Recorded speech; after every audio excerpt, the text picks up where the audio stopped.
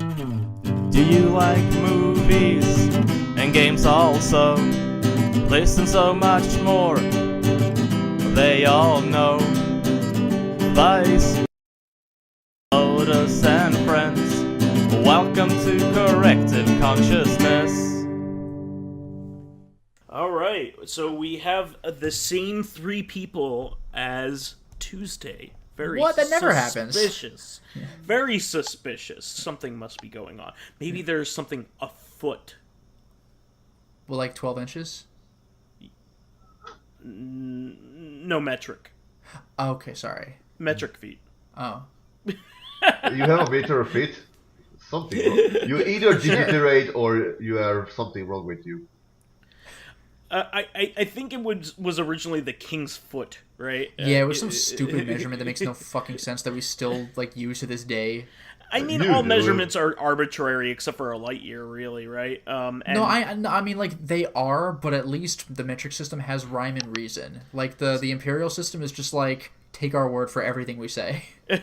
I mean, Celsius makes sense because it's freezing point and boiling point of water on Earth, but, you know, whatever. Yeah. So, we will move on to something that people actually want to listen to, which is the topic. Well, hopefully, anyway. I was going to say, someone at home, like, no, wait, I want to hear about the imperial system and hogsheads and... Imperial system endorsed by the Imperium Ember of Mankind. Fahrenheit is my favorite. So Kelvin or go home. So this episode we wanted to talk a little bit about Steam early access games, and our favorites past and present of this topic, because I'll first of all say that I am not really the kind of guy who likes to participate in betas and things like that. I will be first to say that I like a game when it's complete and complete to the fullest. Like, I like it when its DLC is already out. Oh yeah, when you buy the greatest hits, or when you buy like the player's choice edition, Game of the Year. Yeah, like Mass Effect 2 with all of its DLC. Yeah, I do like to support developers in some cases. I do too. That is a good reason to do it. And also a lot of these games that have early access and betas and things like that, you're actually helping them make it a better game. So you're helping playtest, for instance, and make sure that these games have the features that people want. So it is a valuable thing. I'm not saying that I'm against it. I just don't like it personally. And here's one of the things why.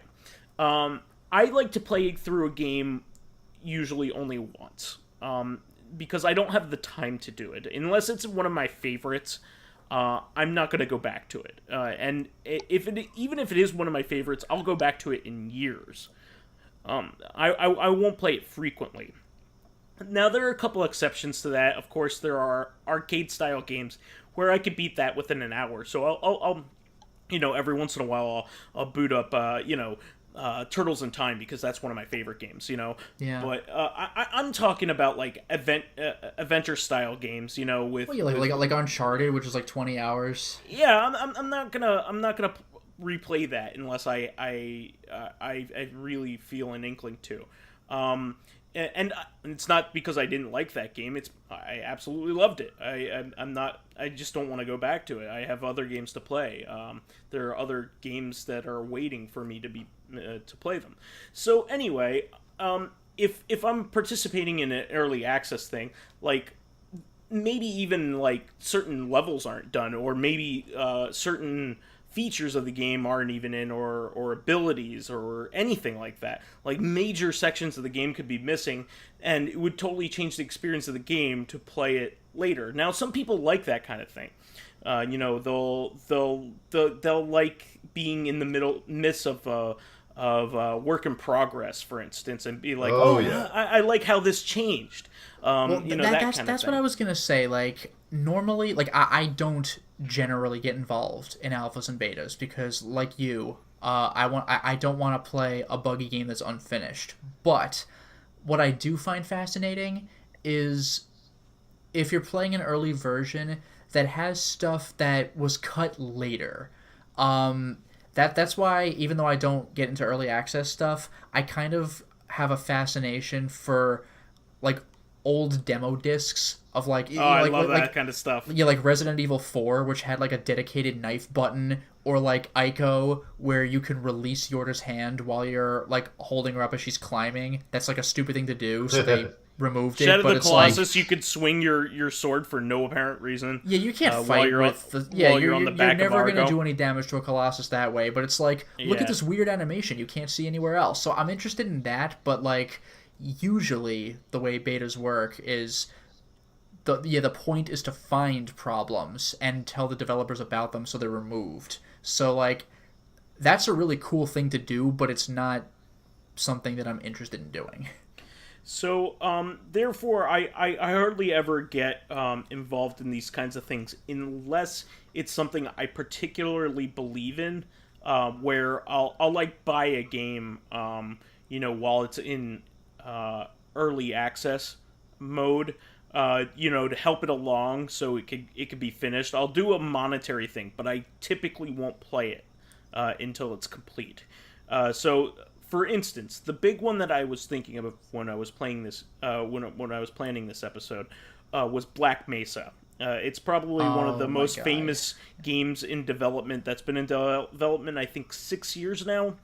So this is a full remake of the original Half-Life. And by full, I mean absolute full remake. It is not just on the single-player content; it's on all of the multiplayer content as well. Wow! So it is not a half-assed remake in any respect. There are certain parts of the game that have been reworked to be better. In particular, they just only recently released a redesigned Zen section of the game. So Zen kind of was the weakest part of the first game. Yeah, it is, and any Half-Life fan will tell you it's probably the weakest part of the series.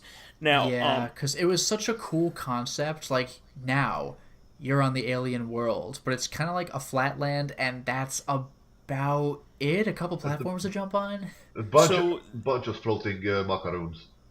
Yeah, not only, and there's some physics stuff going on, like it's floatier or that kind of thing, but they and there's some like gravity lifts and that kind of thing, but by and large, it was not fun until you got to the boss of the game, which was kind of fun.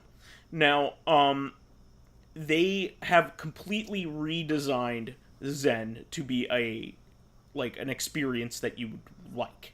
Yeah. Like, it is not even close to being what it originally was. Yeah, well, the way I try to imagine it is like, I mean, Doom 2016 did this as well, but I think got more of a reaction from Doom 3, which is, that game is fun. You're killing enemies on the space station. What a game. But then the hell level happens, and it just, like, the aesthetic alone just freaking blows you away. Like, the hell level was... Yeah, the hell level was awesome. Doom 3 was pretty cool all the way, but the hell level is what really stands out. And, like, Zen, the point of Half-Life is really more on Earth, but you shouldn't have a letdown at the last second. Zen should be a very memorable experience. The only thing I really remember from Zen is the one thing there is to remember, which is that weird four-legged spider boss. Oh, well, no, there's the gigantic floating baby thing that you have to kill at the very end. Come on, that really... It's the last boss. I know it's the last boss, but, like, it doesn't stand out to me. The four-legged giant crab thing was the Gonarch. It was the mother of the head. That's right, Gonarch. That thing was cool as shit. It was annoying to fight, but it really stood out to me. The floating baby thing, I was like, that's the final boss, alright. It was the end of 2001 Space Odyssey. Yeah. It was a bigger version of those floaty psychic aliens, actually. Yeah. Yeah. So I actually really... you mean Vortigern? No. Vortigern are the slave. Alien slaves. Oh, okay. Gotcha. You mean the other psychic enemies that are attacking you? Unless you talk about the Vorticons, which were enemies in Commander Keen. Oh, are they? The first, Vortic. because one is called a Vortigon, like with G. The other is called Vorticon with a C. Oh, come on! Wow. I didn't realize that parallel. Wow, Yeah. they must have gotten that name from Commander Keen. The Vortigon is actually, I think, some sort of Latin or Greek word for servant or slave. Oh, okay. Oh, fair enough. And robot is it in Russian, I believe. But anyway, I really am a big supporter of this game. Now, I'm not going to give feedback or even play the game until it's done, but it's getting there. I bought it years ago. Also, a lot of times when games are in early access, you can get them for cheaper than they will be when they're complete. Yeah, that's true. So you could buy like a game for $12 rather than 20.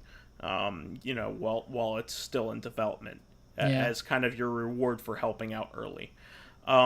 So I think that is a cool thing to do. I really think that that is the only kind of interaction I want to have with it. I, of course, want to follow it. Half-Life is one of my very favorite games of all time. I love the original Half-Life. I've replayed it many times. Now, that you need to... having said the fact that I barely ever replay games, that's a big deal. Me replaying that game many times, because I love playing that game. It's so much fun. Having an updated version of the game that isn't just a remaster. It's not like a lazy remaster in the slightest. It's a reworked game with all of the great parts intact and all the parts that weren't good, like, completely improved upon. So I can't wait to see it, complete. But and I know it's probably going to be within the next year or so. At least I hope.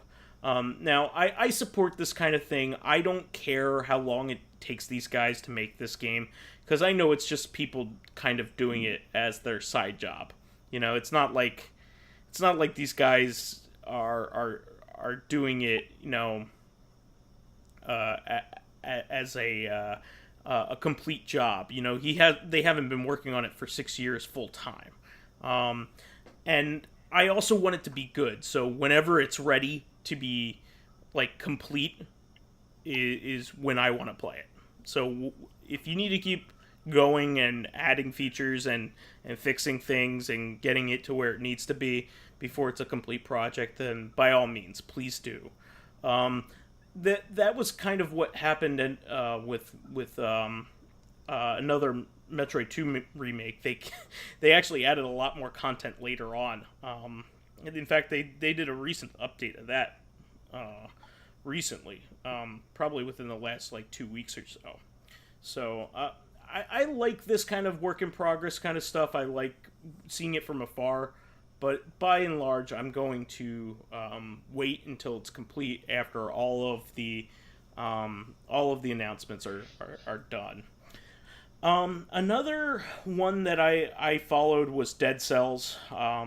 Now, I didn't really follow it very... I bought it when it was in early access, but I didn't... Or Steam early access, but I didn't really contribute to it or follow it during that period. Maybe, Dracologist, you have a bit of more insight as to how the early access experience was with that game. Very similar to the you actually what you see now is just extra tassels added on, balancing issues fixed. I think the first I like the first heads-up display better because it wasn't this Spartan simplified. It actually had a little bit of a sort of this decorative tracery put onto it. I gotcha. But and I think the upgrade scrolls work a little bit differently. Oh, in what way? I think they were not so specialized. They were just called strength, life, and ability, and they were not really. They were just like this will give you extra damage for the tools. This will give you more health. This will give you more damage with weapons. They kind of improved on this. Well, I don't know if they improved. I still feel that the amount of scaling your damage, the damage you do, and the scaling the enemy health has is a little bit off and different. So you always end up with very spongy enemies and very kind of weak weapons. But that's my only complaint, really. Gotcha. I really like this game, so like I didn't really start playing it until it came out on the Switch, and when it came out on the Switch, it was a fully formed game.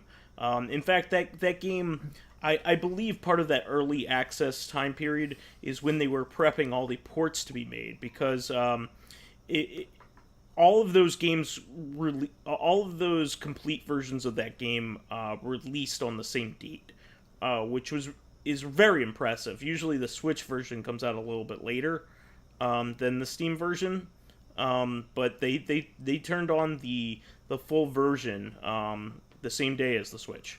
So and the PS4 version and Xbox version, of course. So I was particularly impressed, and I was kind of interested in the way that game might have evolved over time, because like I would imagine that a lot of the ways that the synergies would happen in that game could wildly outbalance it. So they would need to watch out for things like that, especially like things like the gold weapons.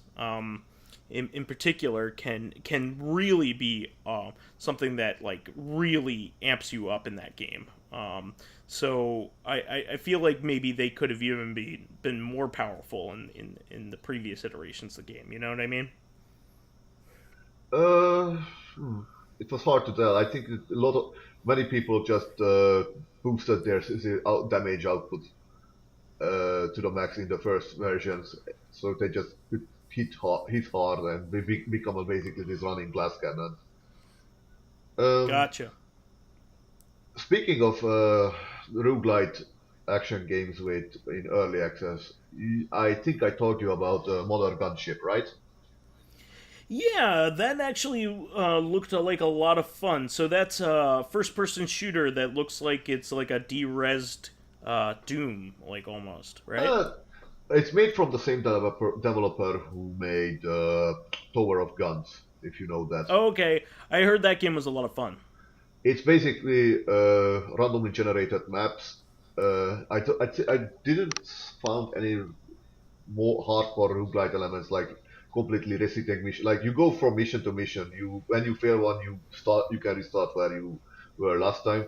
But I think the punishment is that you can lose a weapon component, which is the main bread and butter and meat of the game. Like the game basically does that. You have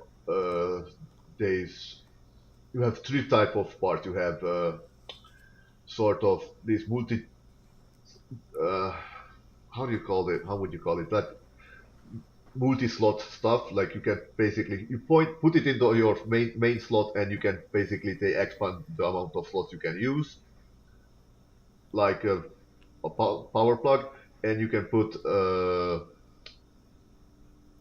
like you can put barrels on it, which are the various types of weapons. Like you can have a minigun, a beam weapon, a blaster, a gun that shoots massive balls of spike, a gun that shoots soul blades, etc., etc. And you can have caps, which are little extra bonuses, like make projectiles bounce, give 5% to create a fire trap, etc., etc. And even if you don't have a weapon equipped on a hand, you have a very, very powerful punch-like attack. And the point of the game is basically go through the level, upgrade your weapons, and find sort of this exit button. It's very simple dungeon running game with the usual sort of level designs of.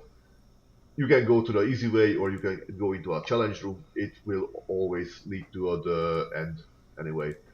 And it has actually has a co-op mode. Like you can play it with the two players can play the game. And what interesting was, as I experienced with Lord Crocus World, is that when one of the players is down, you can basically go up to the other player and help him up, like in Gears of War. Like you have to stand next to the other player for a couple of seconds to recover it. Although you have to understand that at the same time you are constantly going to get fired at. But even if they get down, they are teleported onto the back of the still living player as a little turret, which basically you can still shoot and help out your friend. So you are not being a burden. Ah. Well, that definitely sounds interesting. How long have you been following that? Not long. I'm still dipping toes with it. It can be a little bit difficult sometimes because the first-person shooter and bullet hells, even if the bullets are big and slow, can be a little bit dodgy considering that you don't see behind yourself. I see. But with the right weapons and the right equipment and the right skills, you can actually do some really good gun strafings. I think if I have to say something bad about the combat is that your enemies are generally robots and you don't really feel that you're dealing impact on them. Like they don't recoil, they don't have sort of open quotes pain animations. When they die, they just disintegrate into a puff of energy. So that's a little bit of a sad letdown, but it helps with the game's physics. I think like it doesn't overload the unnecessary. There are no unnecessary animations and debris that the game has to work with. Gotcha. Any other games that you've been involved with that particularly stick out? I recently acquired Golf with Raw Friends because last Saturday was it Saturday? I think anyway. Sunday was or Lord's Day was Crocus World's birthday, and we had a little fun with Golf with Your Friends. It was a good time. And what more importantly, I would like to say the good word of Ballistic NG, which is a rather cheap, available and moddable version of Wipeout. Oh yeah. So if you have a lot of people love that series. Yes, if you have a little bit of a taste for something familiar but not exactly the same, and with the ability of that people can provide you with new content like new ships, new tracks, then you should get Ballistic NG. I picked it up when it was free because when it was in alpha it was freeware. Now it's cost I think $5. It's still not bad, especially it has a full score of soundtrack, so and the game is actually pretty well playable. So yeah, I recommend that for anyone who likes ballistic, Wipeout and similar sort of futuristic hovercraft racing. Gotcha. Well, I know, Lotus, you were involved at least in one or two early access games. Yeah, barely. I mean, if demos don't count, then I'm in very few. So, I don't even know if this counts, but I had backed Dreadout, which is the sort of Fatal Frame on PC game from Indonesia, but they released that game in 2 acts. So, I played like the first half of the game when it came out. That was Act 1. So there's that. Otherwise, there's a game called Crosscode, which I think is getting ready to finally come out, which I'm excited about. But I played. That's been baking for a long time, right? Yeah, several years. But I played what they had of it because you know how when you're trying to get a game crowdfunded, you're gonna want to have something to show. So sure. I played what they had to show at the time. So there wasn't much... And it was really good. Yeah, there wasn't much story. It was basically like the tutorial section and like the first boss. But god damn, it looked gorgeous. I bet you... I wouldn't be surprised if it was like the same thing in the final product, except you could continue from there. And they also had like a sample exploration mode with some puzzles, and that was also very well done as a self-contained thing. But later on, they released more of the game where there was like a dungeon you could go into, like a proper dungeon with puzzle solving and a mid-boss and a final dungeon boss. Again, the sprite work is freaking crazy on that game. So I played that up to that point. So like I played up to where it says, this is all we have of the game so far. So you can wander around and enjoy what you've already seen, do little side quests you haven't done, but otherwise, stay tuned for the final release. That was freaking cool. And Dreadout, they basically did release the final version of Act 1 when they released Act 1. They kind of released the game in two halves, so I don't even know if that really counts as early access. The only other game I think off the top of my head, that I actually dealt with in early access was another game I crowdfunded. So they were giving you like releases of it as it came. So it's like, here's what we're doing with the game. So I played a little bit of the alpha of Little Nightmares. I made it to like the second area, the asylum, and I played a couple minutes of that before I was let's playing like a 40 minutes of it just to show it off. So Little Nightmares or Never Ending Oh, Nightmares? I'm sorry. No, not even close. Yeah, sorry. Good call. Not Little Nightmares. I was way off. Never Ending Nightmares. Oh, okay, yeah. Sorry. Very different game. Yeah. Goddamn, very different game. Sorry. Yes, Never Ending Nightmares. What? Yeah, I played I like was 40... like, Asylum? Wait, what Yeah, did I miss? No. Sorry. I played like 45 minutes of that because I had intended to play what I thought was the really basic demo at PAX, but there were already so many changes from that to what I ended up playing in the alpha, and even when I played the final game, there were differences between the alpha and that. So it was really cool to see how things changed. Like for example, when I played the alpha, some of the creepy pictures in the background had like Slender Man in them, and that got some complaints because it's like... That's something else. Yeah. Well, yeah, it takes you out of the scary experience when you're like, ooh, pop culture reference. So like... Yeah, they made the pictures other creepy things that were original content. So it's like little things like that were kind of amusing to see as you went through. The only joke I can think of in the game that made it to the final product was Kickstarters could like have their names on tombstones. So like you could see your name in the cemetery, but one of them was just a cute little thing. The creator of the game is named Matt Gilgenbach. So one of the tombstones said Johann Sebastian Gilgenbach, and it's like, but otherwise, there's no fucking around in that game.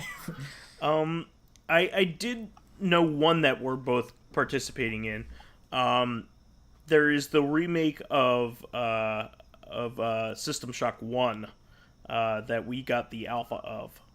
That's true. That I actually have not touched. Oh, really? No, I did play the demo. I played the demo. Oh, okay. Yeah, that's what I meant. Yes, the demo. I didn't hear too good news on that, I think. Well, the thing with that was I played the early build, but they had said that they had changed platforms. I forgot if it was from Unity or to Unity, but they went from one thing to another.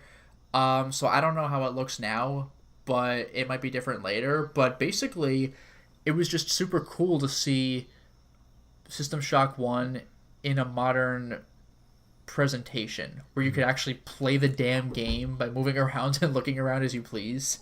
Yeah, it plays like a game should. Yeah, and you could still look at the wall and look at various items, and when you highlight it, it says like a dead body, a wall, like a tile. Like it still does that wizardry thing where it highlights every little thing that you could potentially click on, which is kind of cool. Yeah. First person Ultima. There's another one that I wanted to mention. I haven't participated in it, but I kind of wish I had. The Fire Pro Wrestling game for that's been out on Steam. Was in early access for a long time. And that game like started off from pretty humble beginnings. Didn't have a whole lot of content, and then like kind of exploded in content as time went on. And especially, they came out with a full version of the game on PS4 just recently, probably like last week. Yeah. And it actually has a tie-in with New Japan Wrestling. Pro I Wrestling. saw that. Yeah, The which funny is thing really is, neat. well, the funny thing is, I actually recognized a couple of the wrestlers because they had crossed over in Yakuza 6. Yeah. In fact, the same characters. I think, well, that's what I'm doing saying. that. Yeah, they were like, I forgot their names at this point, but I knew their faces, which was kind of cool. That's a really neat thing, and that game also is very mod friendly. Like there's a create a character mode, which is very in depth. Here's a weird question regarding the create a character mode. Yeah, like, because I haven't seen that in a game in a while, except for like Soul Calibur or something. But Fire Pro Wrestling is an old series. Yes. So like, does it go back to 2000s like stupid bullshit where like your create a character can involve like cowboy hats or like green skin or like weird shit? So you could. So this is a 2D. All the characters are 2D. Yeah. So you can do whatever you want to them. Nice.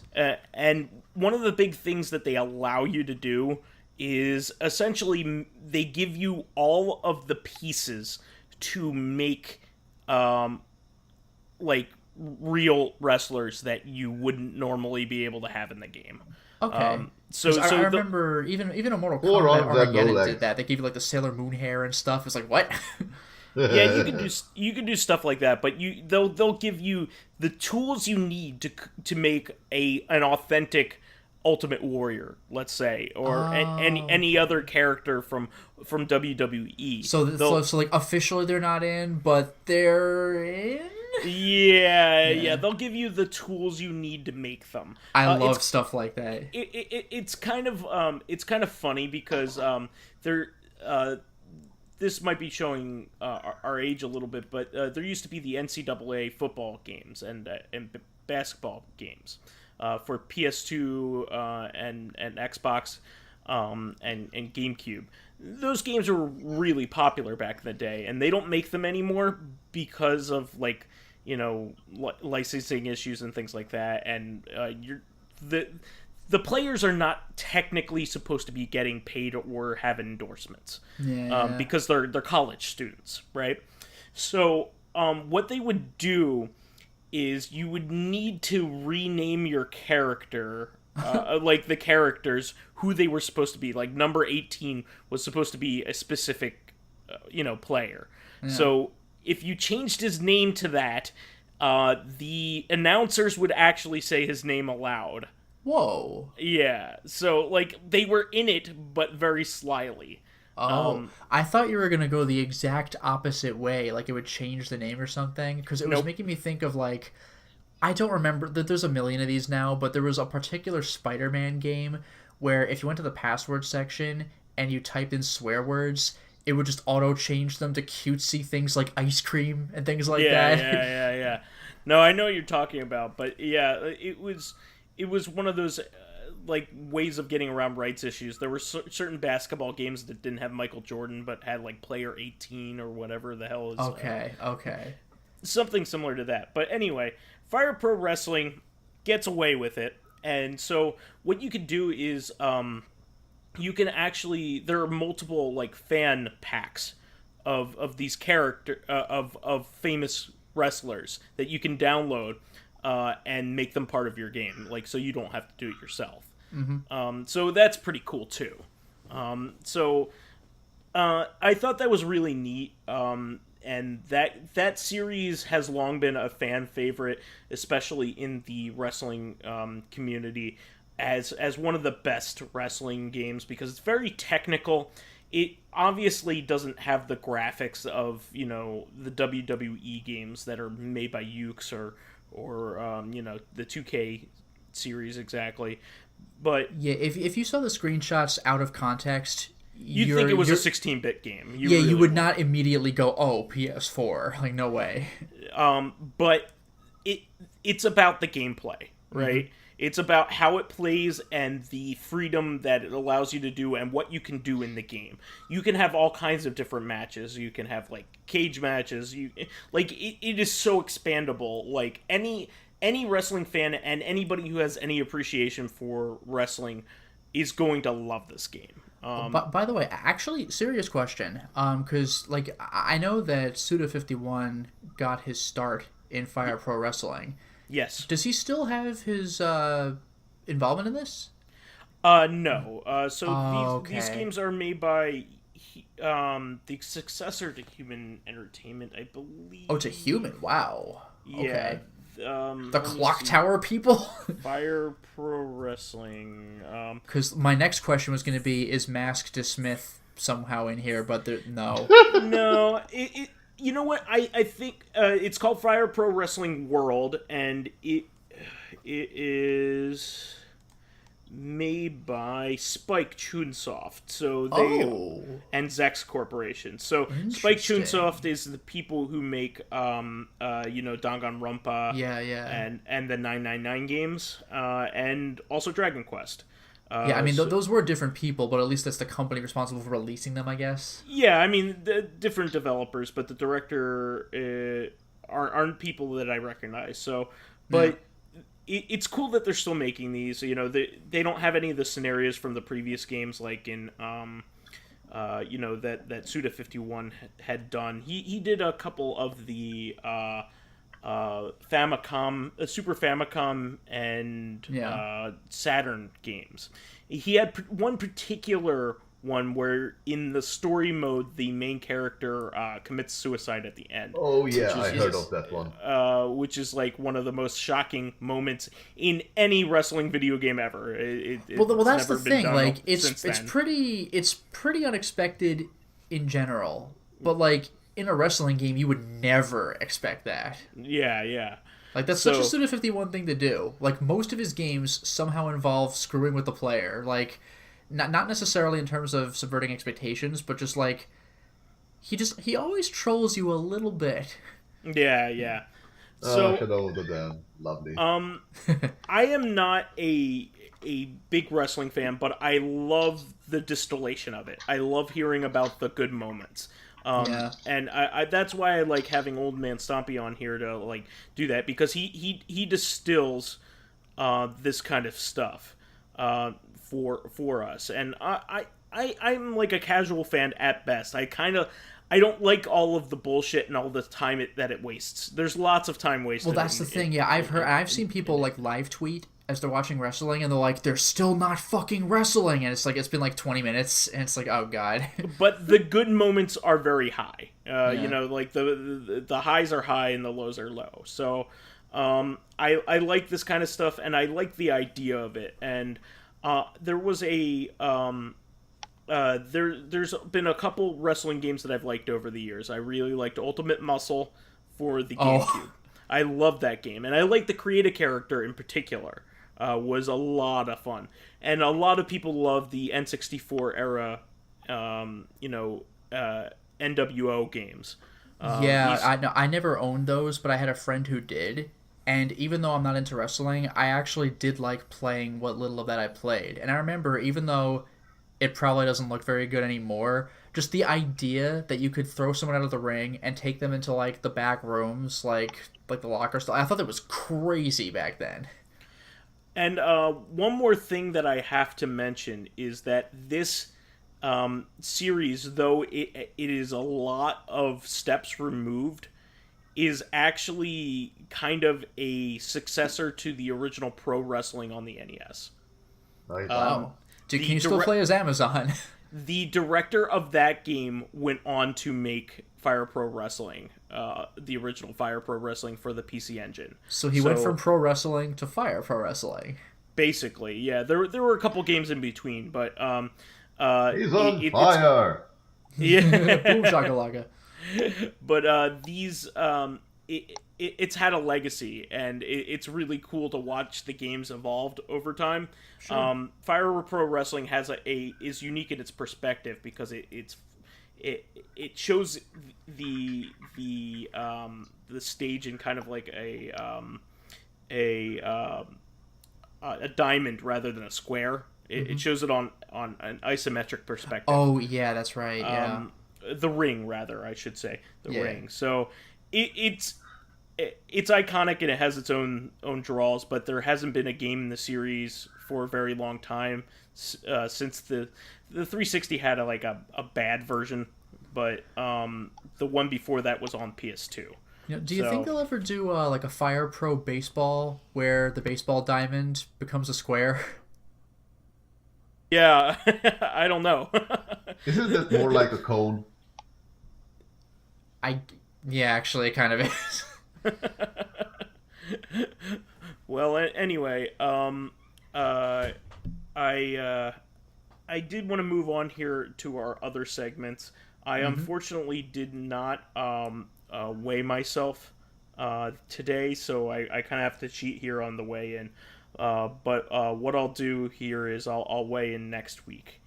You know what? Weigh in next week twice. Yeah, I just wanted to say that. You do that twice, mate. So unfortunately, I maintained, I forgot and I to. also maintained, or I lost 1 pound, and also I lost 1 pound. Like, yes. Yeah. But we can move on to fan reactions. Fan reactions. Here. Sure. So General Ledger had a reaction to satisfying level up indicators. So he says, SimCity 4 had a satisfying level up reaction. Many facilities had requirements to unlock, like population size, citizen education, manufacturing output. So when you finally meet those requirements, a trumpet blares, crowds cheer, and your advisor gives you a humorous little blurb on the new facility. Like, congratulations, now that your citizens know how to screw in a light bulb, we can completely build a solar power plant to light the city and get rid of this nasty smog, like, etc. There was a seafaring game on the SNES called New Horizons. I would like to have a new entry. This is calling back to, games we like to see make a comeback.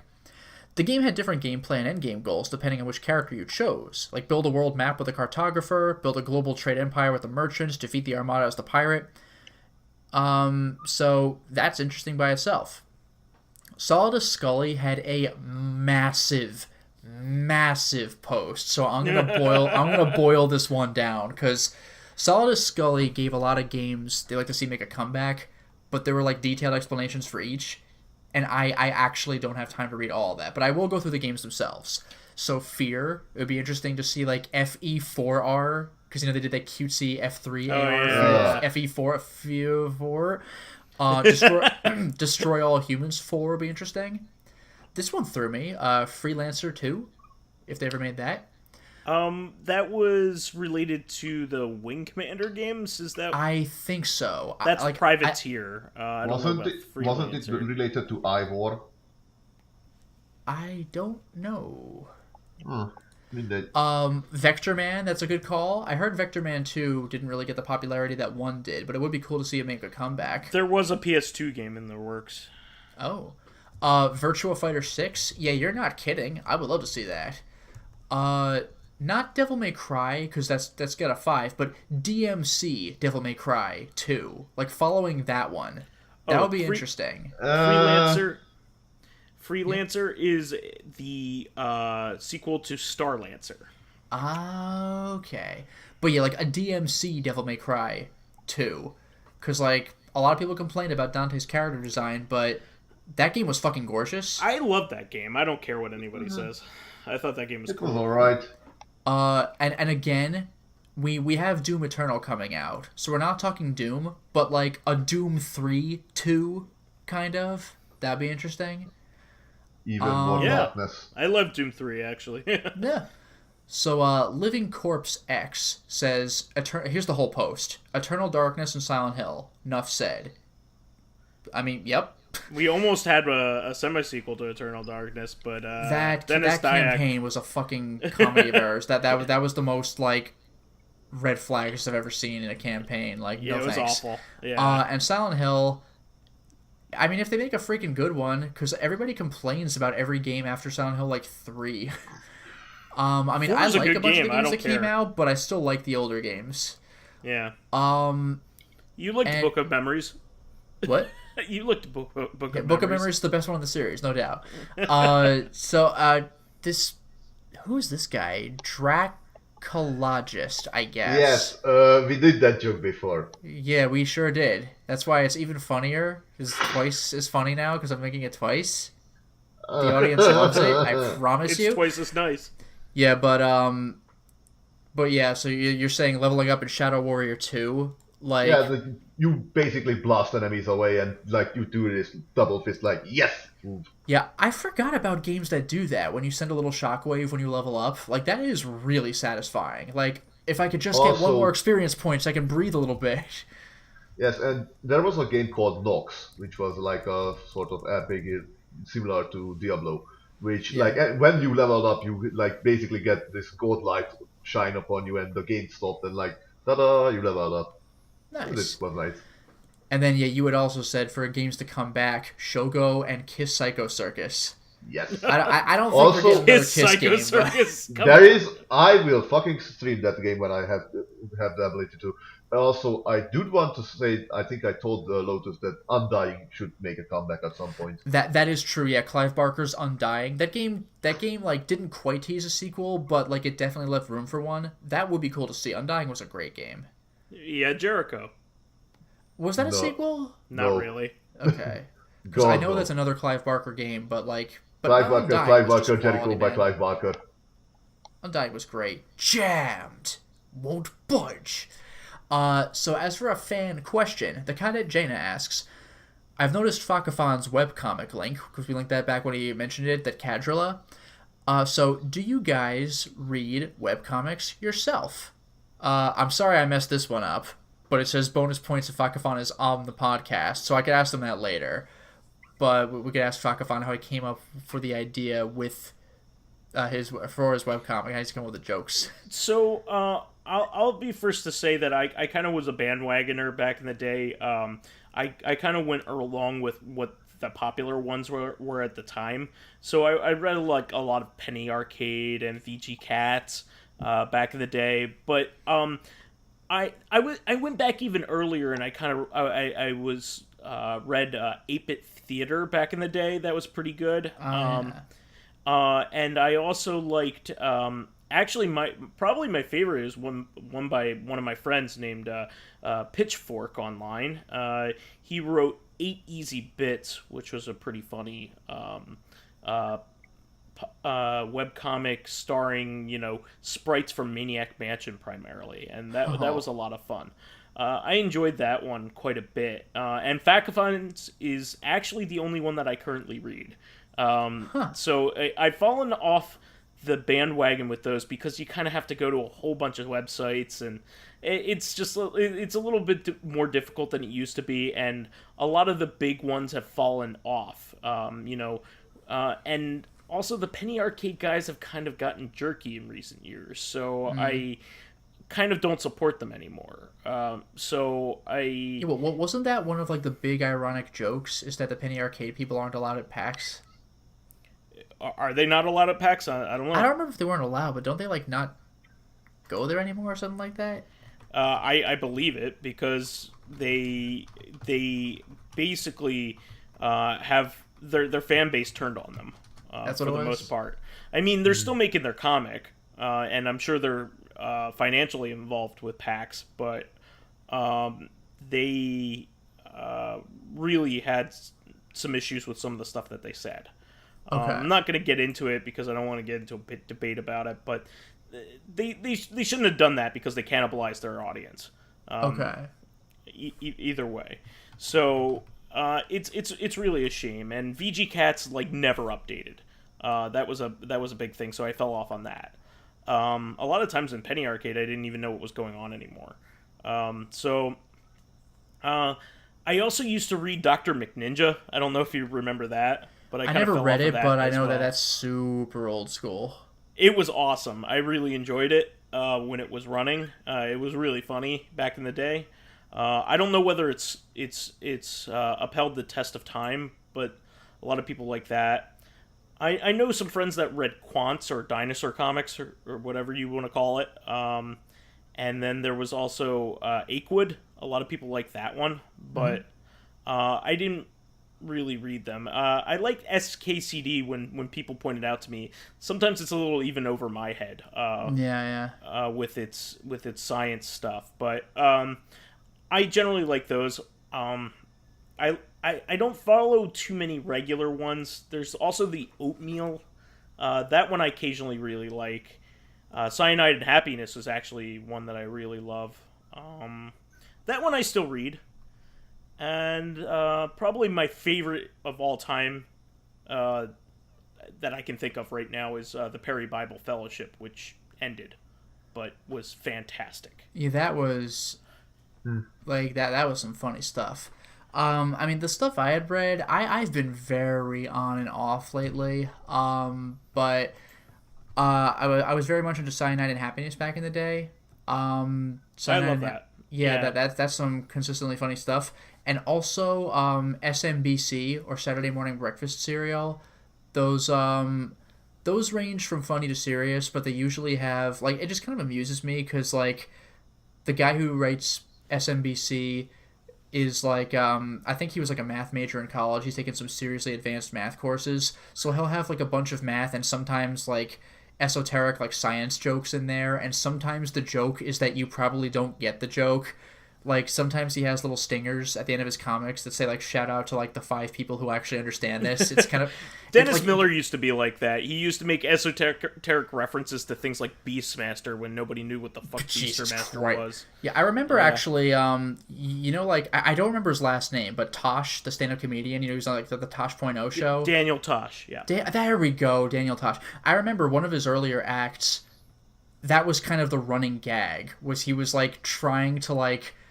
have the fewest number of people in the audience get his jokes, but above 0.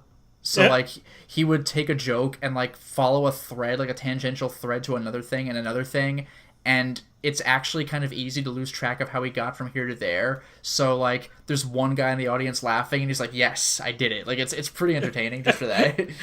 There was a joke, I was at an Eddie Izzard show in Philadelphia one time, and I was lucky enough to see him live, and he's awesome, by the way. He made this one joke about, like, it was a pun using the word pilot, but he was also, like, using it in 2 ways, like, as, you know, like a pilot of a plane, but also pilot of, like, a stove. Yeah. But, like, me and my friend Josh were the only 2 people in the audience that got anything what he was talking about. Yeah. Actually, and he was just like, strike out joke using pilot pun. Actually, that reminds me of 2 things. One of them I think I actually have mentioned on the podcast before, where Colbert got 0 laughs on the Colbert Report. I wish I were in the audience that day, because I would have been the guy who laughed at the joke.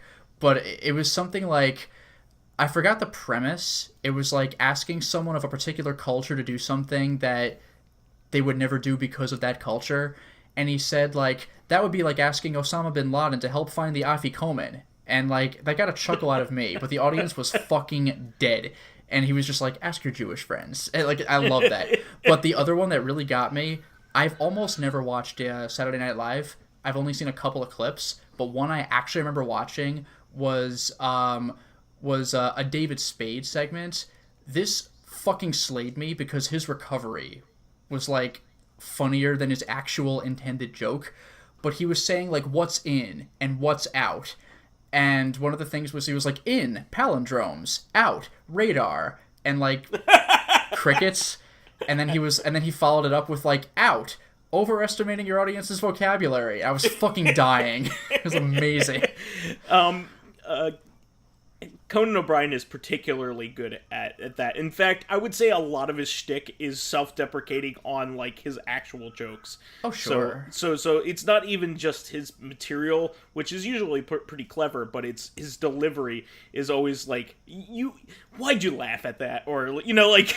Yeah. Like, actually, one of my favorite examples of that, not why'd you laugh at that, but, like, making fun of his own stupid sketch, this really got me. Again, this is, like, a very dated thing, but remember when it was such a big deal in the news when people in Iraq, like, toppled the Saddam Hussein statue? Sure. Yeah, Conan O'Brien was reporting on that, and he's like, actually, though, like, I have my own statue. It was recently erected, and you see, like, a statue, like, of him on set, and, like, a bunch of extras just run over and topple it over, and the camera just cuts to Conan with this, like, God damn it face, and the audience is like, aww, and one woman calls out, like, I love you, Conan, and he's like, what? Yes, that was all real just now. Like, that freaking got me. How about you, Dracologist? Do you read any webcomics right now? Oh god, let me think. Well, I did. Thanks to there's two knuckleheads on the internet, I was introduced to Oglaf, and I regretted it incredibly. I read Yahtzee Conquers the World, or the Galaxy, I don't remember, which was Ben Croshall's first webcomic when he was just a little shit. Someone once recommended to me a very simple little webcomic called Shivei, which was pretty cute. The subtitle is it's like Bambi with carnivores. Okay. And let me think, was there anything else? Not really. Okay. Like, Well, then we can wrap it up for this week. We will be back next week with an actual weigh-in from me, so that'll be good.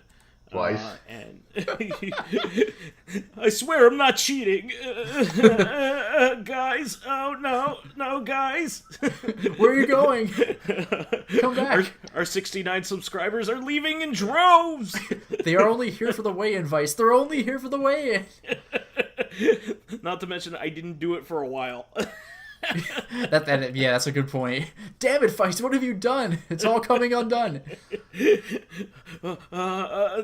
Spaghetti's falling out of my fanny pack. You accidentally the way in. All right, that's the show for this week. You can. We want to thank all of our fans, especially that Dracologist fellow who contributed questions and responses. Yeah, he had a good response this week. Yeah. Supplied with awesome topics by submitting questions of your own via the YouTube and Soundcloud pages.